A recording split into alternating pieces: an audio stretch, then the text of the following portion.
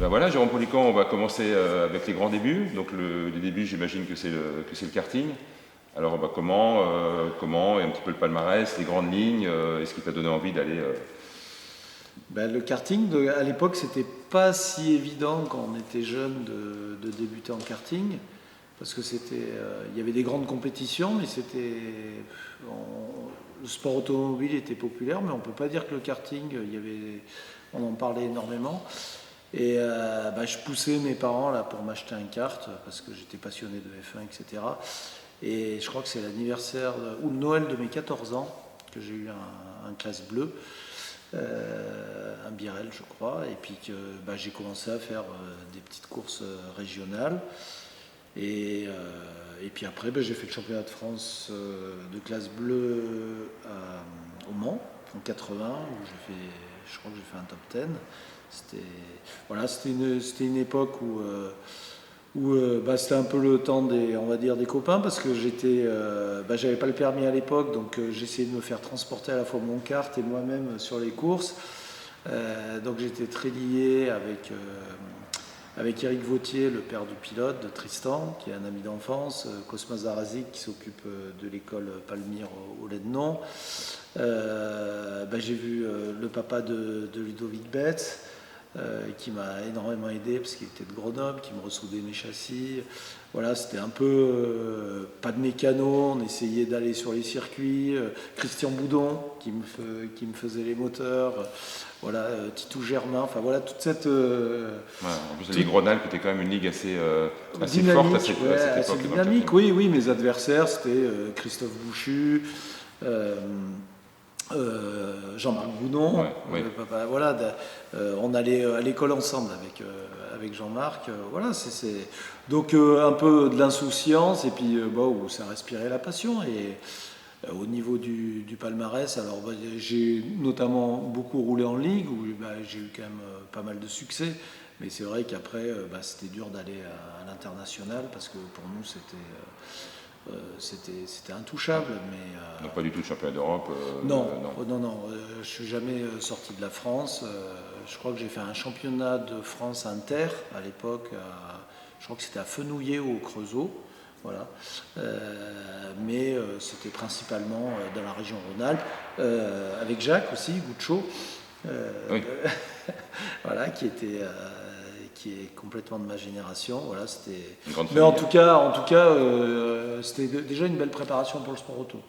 D'accord. Mais il y avait donc toujours cette petite envie, donc en tant que passionné de F1, un jour d'accéder, de faire du kart. Mais l'objectif, c'était la monoplace, j'imagine. C'est ça. Comment s'est fait la transition ? La transition, elle s'est faite un peu naturellement. J'avais 17 ans. Mes parents m'avaient donné un objectif, c'est d'avoir le bac. Une fois que j'ai eu en poche, j'ai dit que je veux faire une école de pilotage. Donc j'ai arrêté le kart, j'ai revendu mon matériel et en fait j'ai gagné à l'époque ce qui s'appelait le volant Avia La Châtre, sponsorisé par Avia. Donc c'est une époque où chaque pétrolier ou cigarettier récompensait un lauréat chaque année. Et moi, j'ai pu gagner. En fait, j'ai gagné une Formule Ford. C'était à moi de l'entretenir, mais en fait, j'avais quand même une Formule Ford. Et c'est ce qui m'a permis de mettre le pied à l'étrier. D'accord. Donc après les grandes lignes de la monoplace déjà. Les grandes lignes de la monoplace, alors rapide, ça a duré au moins 7-8 ans. Une fois qu'on est parti là-dedans, le résumé il est facile sur le papier. C'est-à-dire il y a eu Formule Ford, je fais vice-champion. Derrière Jacques, qui était pilote Marlboro. Après, je suis pris dans la filière Marlboro, donc je passe à la F3. La F3 se passe plutôt bien, mais derrière, il faut faire la Formule 3000, qui était pour nous le Graal. Et là, les chances d'y aller, elles étaient quand même liées au sponsoring, et surtout, ça a été l'époque où la loi E20 est passée, et le sport automobile est quand même descendu d'un cran, parce qu'il y a plus de budget, il y a eu beaucoup moins de budget, et puis ça fait toujours boule de neige, c'est-à-dire il y avait les pétroliers qui étaient impliqués, ils sont moins impliqués, et on est arrivé à. Mais là, j'ai eu la chance en fait de me retrouver en Angleterre. J'ai couru pour une équipe de la Formule 3000 britannique, donc qui était un peu l'antichambre du championnat intercontinental. Et ça m'a bien remis le pied à l'étrier. Et donc après, j'ai quand même fait derrière 3 années de F3000. Le résumé, le parcours, il n'est pas limpide. Le parcours, c'est plus des numéros d'équilibristes. J'ai eu la chance d'avoir des partenaires. D'ailleurs, l'anecdote, le premier partenaire que je décroche, c'est une société qui est à Grenoble, qui s'appelle Balthazar & Cote, dont les dirigeants étaient passionnés de voitures. Et en fait, j'avais remplacé un de leurs employés pendant l'été. C'était à l'époque du volant, pour aller chercher des clients à l'aéroport, etc. Et il me demande qu'est-ce que tu vas faire de l'argent que tu as gagné. Je dis, je vais me payer une école de pilotage. Et il a eu le malheur, Gabriel Balthazar, on est toujours très proches, de me dire, si tu gagnes, je te sponsorise. Donc c'est le premier qui m'a fait un chèque, à l'époque de 15 000 francs. Et ça a été, comme je dis, c'est un regret, parce que derrière, ils m'ont énormément aidé pour aller à plus haut niveau. Mais bon, c'est que des histoires comme ça. Voilà, c'est une période, on ne va pas regretter, mais où le sport automobile, en tout cas, il y avait Prost, il y avait Senna, il y avait cette magie, je ne dis pas qu'elle n'existe plus, mais en fait qui nous faisait croire qu'on pouvait y arriver. Il y avait quand même une forte filière en France avec donc les pilotes Marlboro, les pilotes Elf, et tout ça, ça a fait que j'ai réussi à faire de la Formule 3000, mais fin 95, je suis arrivé à un âge et voilà, ça s'est pas passé pour la F1. Alors, est-ce que ça aurait pu passer? Je pense qu'au niveau pilotage, c'était possible. Après, j'ai quand même été confronté à Michael Schumacher, à Mika Häkkinen, qui ont dominé après la F1. C'était une autre ligue. Voilà, c'était quand même... voilà, je veux dire, c'était des champions du monde en puissance. Et après, on était un groupe de Français qui était valable. Et de ma génération, vraiment, celui qui fait une très belle carrière, c'est Olivier. C'est pas Nice. Qui était aussi grenoblois à la base. Olivier qui a fait une carrière super solide, mais après, peut-être une génération sacrifiée, Collard, Bouillon, Franck Lagorce, Yvan Muller, enfin, même s'ils ont eu des super carrières derrière. Voilà, il y a eu ce premier stop voilà, où on se retrouve, l'objectif F1 il s'arrête, et là c'est un peu une autre vie qui recommence. Donc la deuxième vie de pilote après, ça a été... La deuxième vie de pilote, un peu... quand vous avez à la fois un rêve, une passion, un objectif et que ça s'arrête, vous n'avez pas trop regardé ce qui se fait à côté. Et en fait, la chance que j'ai eue, c'est qu'il y avait un constructeur Manceau qui s'appelle Yves Courage, dont le fils roule en kart. Et Yves, c'était un spécialiste du Mans, un vrai passionné, etc. Et j'ai réussi à faire le Mans en 1996 avec Philippe Alliot et Didier Cottaz. Et je rate la pole d'un 10e. En fait, ça me relance un peu parce que on venait de la 3000, mais le profil du pilote d'endurance, c'était pas des pilotes de monoplace. C'était les spécialistes. On était, Jackie X pas, mais il y avait encore des Henri Pescarolo, il y avait des anciens pilotes de F1, Michel Alboreto, etc.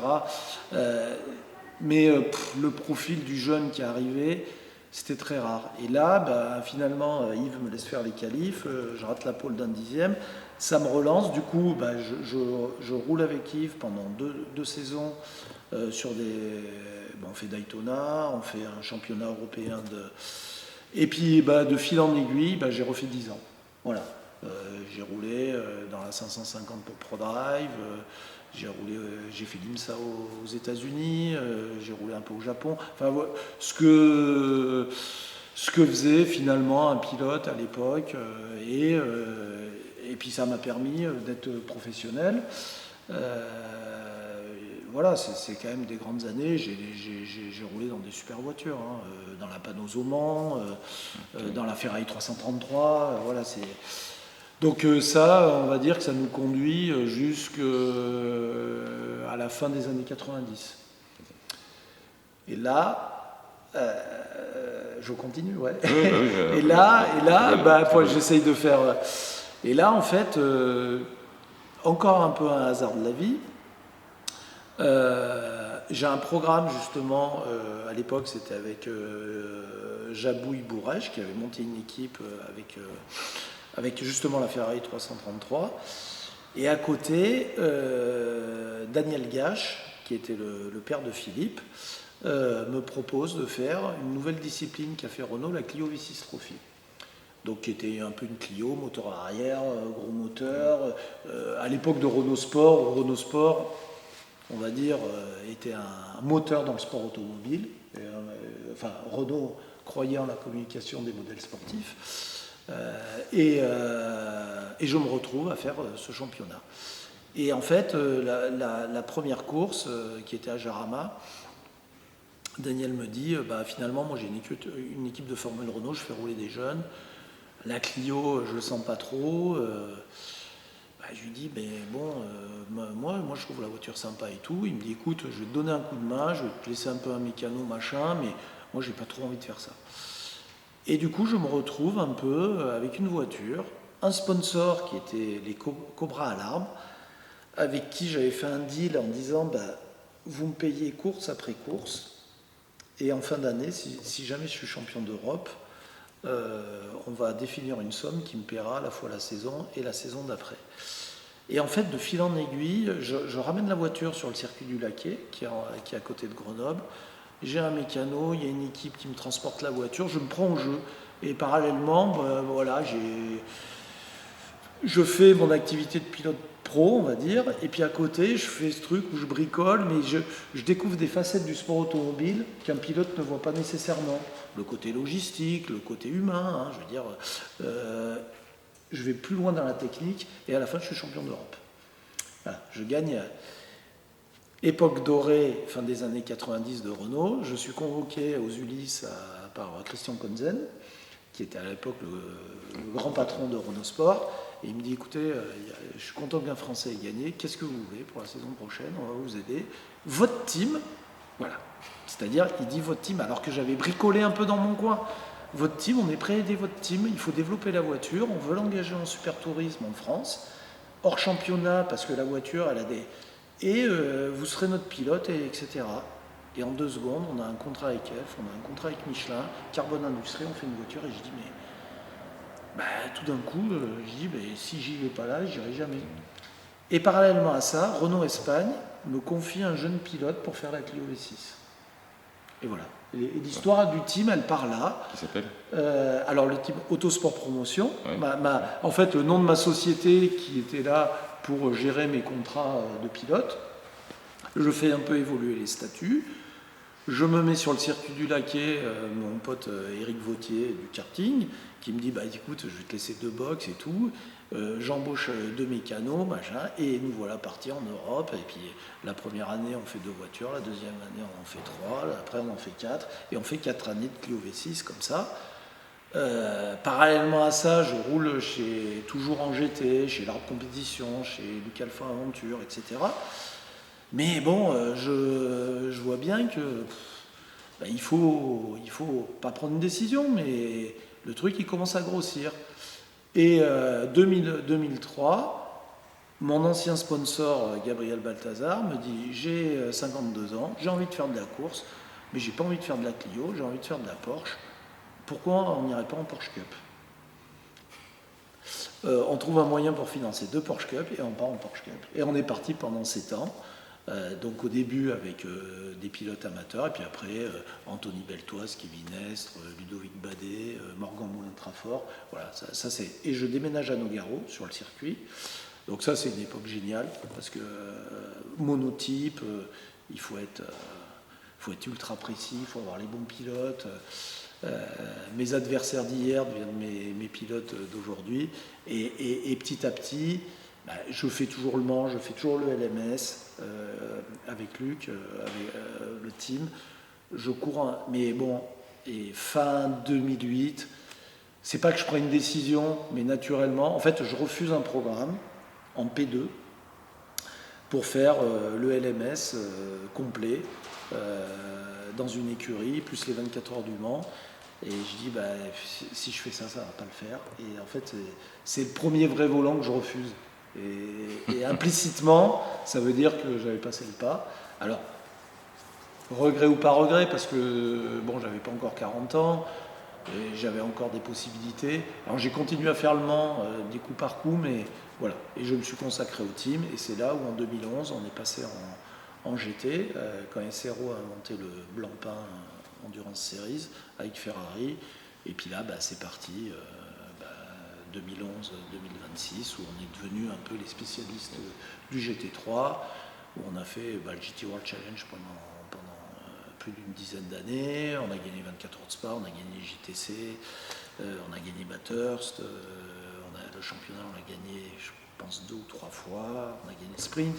Et là, on est passé dans une dimension internationale où on a fait rouler des pilotes comme Marcello, Rosenquist, Giuncadella, enfin Jules Gounon, des Français, etc. Voilà, jusqu'au moment où on est repassé un stade où on a trouvé un accord avec Toyota pour passer en WEC. Voilà. Donc une histoire assez, j'ai essayé d'être bref, assez vite, mais qui aussi, c'était pas un plan.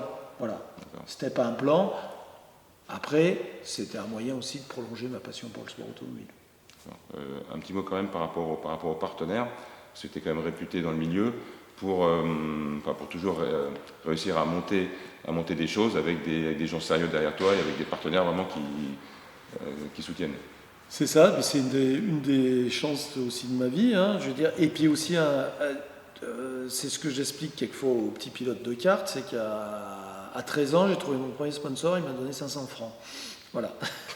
Pour le bandeau de visière, c'était une marque d'ascenseur qu'un ami m'avait. Et puis bon, mais sûrement il a dû être attendri. Et je me revois, il me donne 500 francs en liquide, en billets de 50, je crois, à l'époque.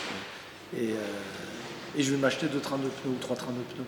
Voilà, et j'avais mis le bandeau. Donc en fait, j'ai vite compris que le sport automobile, malheureusement, la première des choses, même le karting, c'est l'argent. Voilà.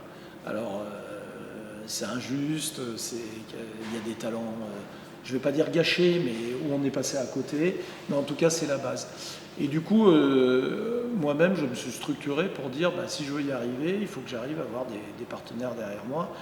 Et quand même, la chance que j'ai eue, c'est que j'ai rencontré des gens, que ce soit au niveau du team ou de ma carrière de pilote, qui m'ont jamais lâché. C'est-à-dire derrière, il y a eu un travail, notamment parce que moi, je crois au sport mécanique, je ne vais pas dire aux valeurs du sport mécanique, mais je crois il y a quand même un message qui a passé, parce qu'en fait, c'est un sport, c'est de la compète. Alors il est en concurrence avec le passionné de football, le rugby, le tennis, mais c'est quand même un spectacle à voir. Mais derrière, il y a un aspect déjà humain, c'est une équipe. C'est une équipe avec plusieurs métiers, c'est-à-dire de l'ingénieur, le mécanicien, le logisticien. C'est des métiers qui doivent se conjuguer les uns avec les autres. Et après, il y a l'aspect purement technologique. C'est-à-dire c'est quand même le sport automobile qui a permis à faire des avancées quand même assez importantes pour l'industrie. Et ça intéresse des partenaires. Voilà. C'est l'image du sport auto qui pollue, etc. Elle est fausse. Le sport auto, au contraire, si les voitures polluent moins sur la planète, c'est parce qu'il y a eu l'innovation. Un moteur de F1, c'est un litre 6 qui développe 800 chevaux et qui consomme proportionnellement très peu par rapport à sa puissance. Donc tout ça, ça a formé des ingénieurs, ça a formé des mécaniciens qui ont été utiles pour l'industrie, et certains partenaires, ils arrivent à conjuguer les deux, c'est-à-dire à la fois le spectacle, et nous on a la chance, notamment notre sponsor principal, notre title sponsor, c'est Acodis, c'est une société d'engineering qui travaille pour Airbus, pour Boeing, pour multiples constructeurs, Mercedes, etc., Peugeot. Et il y a une interaction entre les deux, il y a une vraie interaction. Après, il y a les pétroliers, après, et puis il peut y avoir aussi des sociétés qui veulent faire de l'image à travers le sport auto, et il y a le côté humain qui reste les pilotes. Les pilotes, ça reste quand même des gens, on va dire, exceptionnels, parce que ça paraît facile quand on voit à la télé ou une piste de kart. C'est un métier, voilà. Donc tout ça, c'est vrai. Et la chance que j'ai eue, c'est que il y a des capitaines d'industrie, il y a des patrons de PME. J'ai fait des rencontres avec des gens à la fois humains et à la fois passionnés, et qui a fait que le team a pu évoluer. Et là, dernièrement, le contrat avec Toyota, c'est ce que j'arrête pas de dire au team, à mon équipe, c'est qu'on est 9 écuries au monde à représenter 9 constructeurs. Et ils sont venus nous chercher à côté de Toulouse. Voilà, alors que des équipes, il y en a. Donc ça veut dire que sportivement, ça a collé. Mais aussi, Toyota, par exemple, c'est un constructeur qu'on voit à Kyoto Yoda, qui a plus de 70 ans, qui fait du drift, qui court encore, qui a sa propre écurie. Ils ne vendent pas des automobiles comme ils vendraient des boîtes de conserve. Je ne veux pas critiquer d'autres constructeurs, mais à un moment donné, il faut aimer ce qu'on fait pour pouvoir... voilà. Et donc ça, c'est des choses qui transpirent un peu chez nous. D'accord. Dernière partie, donc Polycamp, il y a Jérôme, et donc maintenant il y a Théo. Donc il y a donc un petit mot sur cette jeunesse qui veut grimper, qui veut monter, avec les difficultés que tu as connues, qui sont autres maintenant. Alors c'est une autre génération. Alors avant de parler de Théo, on peut parler du global, c'est-à-dire c'est quand même génial d'aller sur une piste de kart et de voir des gamins de 7 ans à 15 ans se faire des courses comme ça. Franchement, le karting, c'est professionnalisé. Le niveau de pilotage est quand même hyper haut. Et à la fois, ça a un côté attendrissant, et puis à la fois, c'est impressionnant. C'est impressionnant la maturité qu'ont les pilotes maintenant à 14 ans par rapport à il y a 30 ans. C'est le jour et la nuit. Ça ne veut pas dire que le talent naturel n'y était pas à notre époque, mais c'est quand même... donc ce côté-là, moi je trouve que c'est une très belle évolution.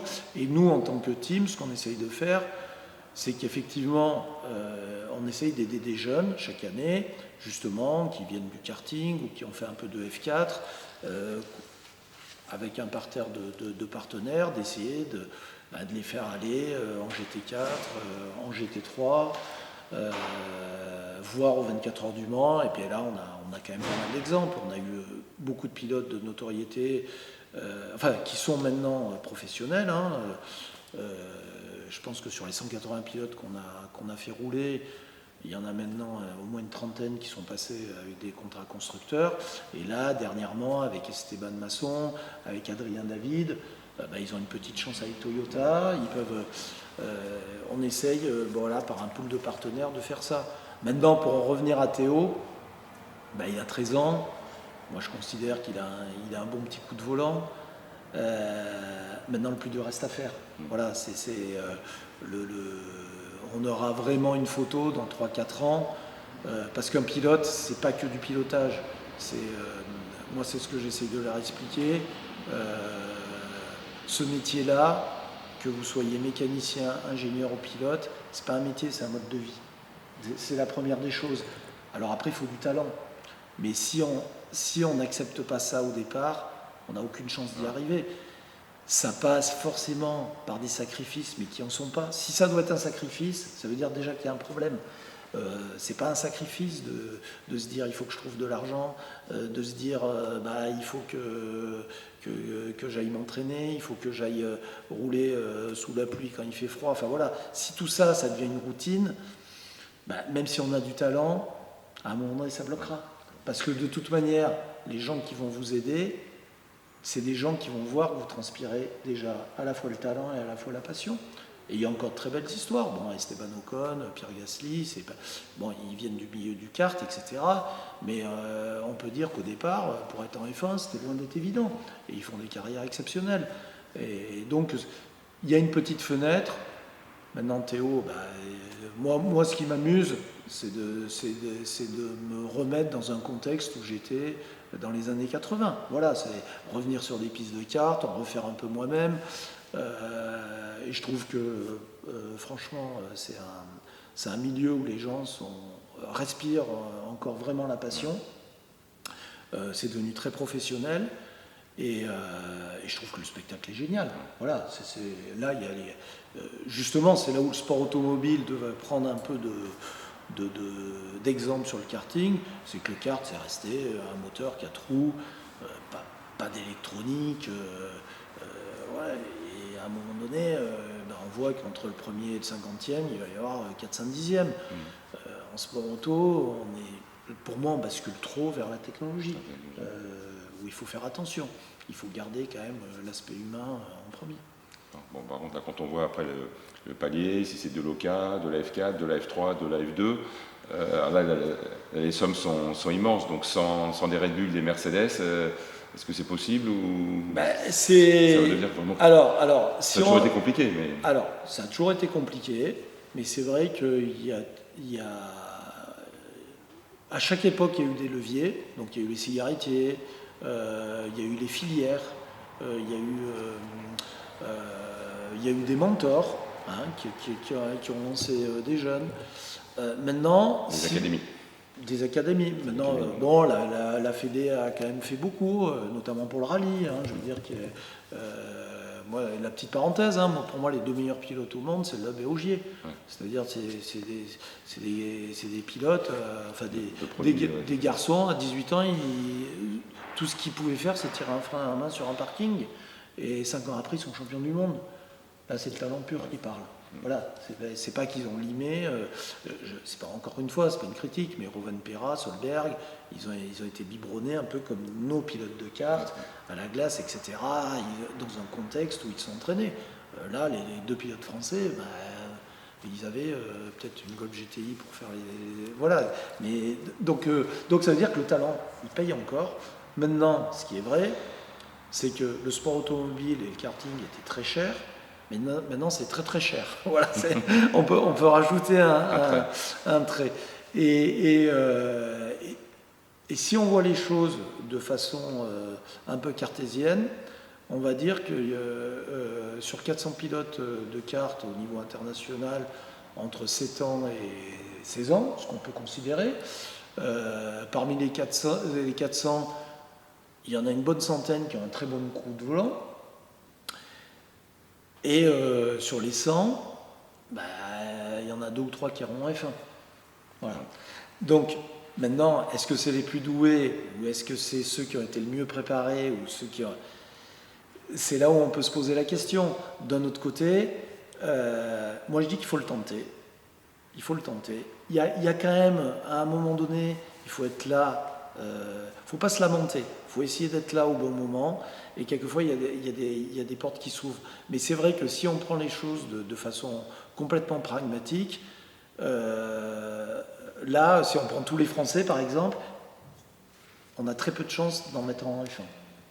Je veux dire, matériellement, on voit qu'il y a des pays émergents qui ont beaucoup plus de moyens, et où les gamins, ils roulent bien, et on voit qu'il y a une préparation qui commence dès le karting à être efficiente pour arriver au niveau.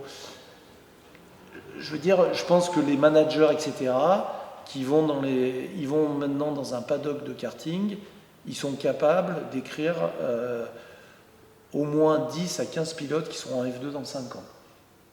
C'est inéluctable. Parce que voilà, on fait l'OCA, après l'OCA on fait la F4, après la F4 on fait la FRECA, après la FRECA on fait la F3, après on fait la F2. Et c'est vrai que pour certains, la voie est tracée. Pour nos pilotes français, ça va être compliqué. Maintenant... Pourquoi pas Adjar. Voilà, Adjar,